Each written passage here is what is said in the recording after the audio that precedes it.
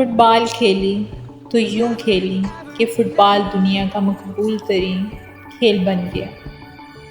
जिस football club में खेला इसे पूरी फुटबॉल लीग से ही ज़्यादा अमीर बना दिया। बाइनेंस के साथ साथ हाथ मिलाया तो करोड़ों लोगों के लिए ट्रेडिंग शुरू कर दी और बाइनेंस दुनिया की सबसे बड़ी ट्रेडिंग ऐप बनकर उभरी।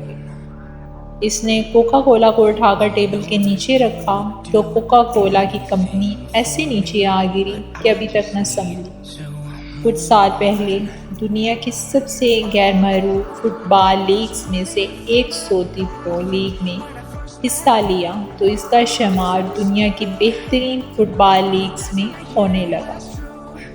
फेसबुक, ट्विटर और इंस्टाग्राम को शोहरत की बुलंदियों पर पहुंचाने के बाद कुछ दिन पहले यूट्यूब पर अपना चैनल पब्लिक किया तो करोड़ों लोगों ने सब्सक्राइब वाला बटन सच में तोड़ डाला।